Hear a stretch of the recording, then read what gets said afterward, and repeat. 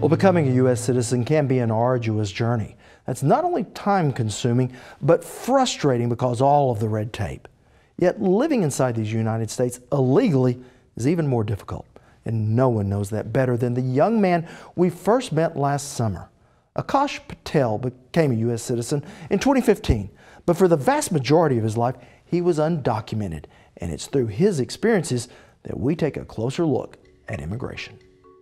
Being undocumented is very challenging, very hopeless sometimes, because as you're navigating the immigration system, you're also going through the public school system, you're also going through the healthcare system. And so you're navigating all these different realms of social life as an immigrant, and it paints all of your experiences.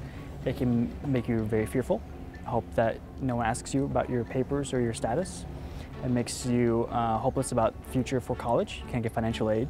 You couldn't get a social and work to save up for money. You couldn't get a driver's license.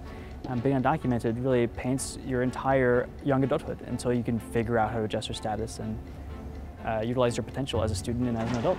Born in the UK and of Indian descent, Patel grew up as an ambitious student with a secret.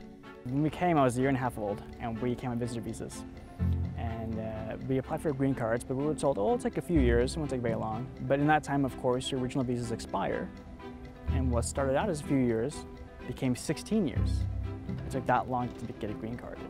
And then 5 years after that, you're allowed to become a citizen. So it took me a total of 22 years to become a citizen. I'm 24 years old now, so it's taken my whole life to get here.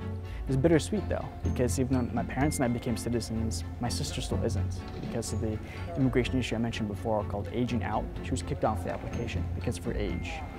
So now we're trying to figure out a way for her to get her green card and her citizenship. She's actually going to graduate in 2 years with her PhD in microbiology, but no legal pathway to citizenship. And this prompted Patel to found Aspiring Americans, a non-profit group that helps undocumented students go on to higher education. People aren't aware of what it means to be an immigrant anymore.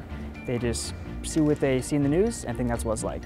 They don't really get to know their neighbors, their coworkers, their friends, their relatives, who have lived lives as immigrants and understand what it's like. That it's not what you see in the news, it's not just about quotas, it's not just about people south of the border. Immigration is a global experience that affects everybody, the most profound of human endeavors. And what we need to do is just empower each other, not subjugate each other.